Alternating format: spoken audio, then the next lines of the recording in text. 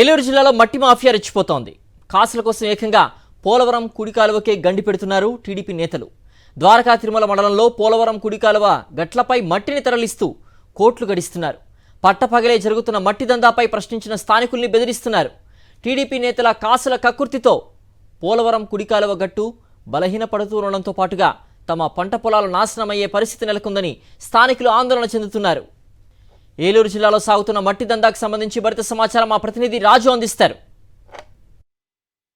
కూటమి ప్రభుత్వం అధికారంలోకి వచ్చిన కాడి నుంచి కూడా ఇక్కడ ఉన్నటువంటి ఏదైతే సహజ వనరుల మీద కూడా వారు కూడా దోపిడీకి తెరలేపారని చెప్పొచ్చు. ప్రధానంగా చూసుకుంటే మనం ఉన్నటువంటి ఏరియా కూడా పోలవరంకు సంబంధించినటువంటి కుడి కాలువ గట్టుకున్నటువంటి ప్రాంతం మీద ఉన్నాం. ఇక్కడ చూస్తే కనుక ప్రజల ప్రాణాలను కూడా పడంగా పెట్టేస్తూ ఇక్కడ ఉన్నటువంటి రైతాంగాన్ని కూడా తీవ్ర ఇబ్బంది కలిగించే విధంగా కూడా కాలువ గట్లకు సంబంధించినటువంటి మట్టిని కూడా యథేచ్ఛగా దోచేస్తున్న పరిస్థితి కూడా కనబడుతుంది.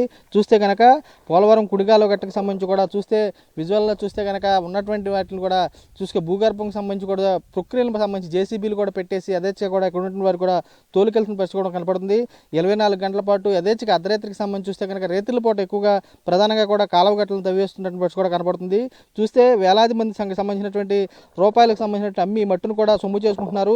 ఈ ఏరియాలకు సంబంధించి చూస్తే ప్రధానంగా ద్వారకా తిరుమలకు సంబంధించినటువంటి మండలాల్లో కూడా ఎక్కువ శాతం కూడా ఇక్కడ ఉన్నటువంటి ఈ కాలువ గట్టును కూడా కొల్లగొట్టేస్తున్నారని చెప్పొచ్చు. ఇక్కడ ఉన్నటువంటి గ్రామస్తులు కూడా ఉన్నారు. వీరితో మాట్లాడించే ప్రయత్నం కూడా చేద్దాం. అసలు ఎప్పుడెప్పుడు జరుగుతుంది ఏంటి చీకటి దందా అని చెప్పని సార్ చెప్పండి, ఎలా ఉంటుంది ఇక్కడ పరిస్థితి? కాలువగట్టు రోజు రోజుకి ఎలా కూర్చుండిపోతుంది? అసలు మొత్తం తవ్వుకేపోతున్నారండి ఇదంతాను. ఇవన్నీ ఎక్కడెక్కడ గుణాల కింద ఎట్టేసి మొత్తం తవ్వేసి మొత్తం ఏంటంటే మీ ఏంటి కాలువగట్లు అంటున్నారు. ఏది ఇప్పుడు ఈ చంద్రబాబు వచ్చాక రేత్రి పూటలు వస్తలేదండి, పగలేనండి, పగలే. మీరు ఆ గట్టుకు వెళ్ళారా?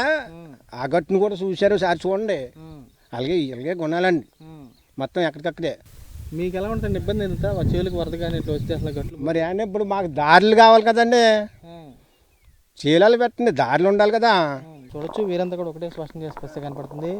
ప్రధానంగా ఇక్కడ ఉన్నటువంటి ఏరియాకి సంబంధించి చూస్తే కనుక ఇక్కడ ఉన్నటువంటి ఏరియాలో విజువల్లో చూసినటువంటి ఏరియాకి చూస్తే కనుక వందలాది సంబంధించినటువంటి టిప్పర్లు మరేపు ట్రాక్టర్లకు సంబంధించినటువంటి వచ్చి ఇక్కడ ఉన్నటువంటి మచ్చిని మొత్తం కూడా కొల్లగొట్టేసినటువంటి పరిస్థితి కూడా కనపడుతుంది. ప్రధానంగా చూసుకునే కనుక ఇక్కడ ఉన్నటువంటి ఏలూరుకి సంబంధించినటువంటి జిల్లాలో ఇక్కడ ఉన్నటువంటి పోలవరంకి సంబంధించినటువంటి కుడిగాలో గట్టుకు సంబంధించి పరిరక్షణలో కూడా అధికారులకు సంబంధించి కూడా పూర్తిగా మొద్దు నిద్రపోతున్నారని చెప్పొచ్చు. ప్రధానంగా చూస్తే పూర్తిగా మొద్దు నిద్ర విజువల్స్లో చూస్తే కనుక ప్రధానంగా ఎంతో విలువైనటువంటి మట్టికి సంబంధించి కూడా అధికార యంత్రాంగం కాపాడాల్సింది పోయి ఇక్కడ ఉన్నటువంటి తోలుకొని పోతున్నటువంటి వారికి కూడా కొమ్ము కాస్తున్నటువంటి పరిస్థితి కూడా కనపడుతుంది. చూస్తే కనుక టిప్పర్లకు సంబంధించి కూడా ఈ దందా యథేచ్ఛగా కూడా జేసీబీలతో కూడా టిప్పర్లతో కూడా ఈ దందా సాగిస్తున్నటువంటి కూడా కనపడుతుంది. మట్టి తరలిపోతున్న దూరాన్ని బట్టి కూడా వీళ్ళు కూడా రేటును కూడా నిర్ణయించుకుని టిప్పర్లకు సంబంధించి కూడా చూస్తే కనుక 7,000 నుంచి కూడా మరి దూర ప్రాంతాలు అయితే 12,000 వరకు కూడా అమ్ముకుంటున్నటువంటి పరిస్థితి కూడా కనపడుతుంది. వెంచర్లకు సంబంధించి కూడా రియల్ ఎస్టేట్ వెంచర్లకు కూడా ఈ ఏరియాకి సంబంధించి కూడా మట్టిని కూడా తోసుకుపోతున్నారు.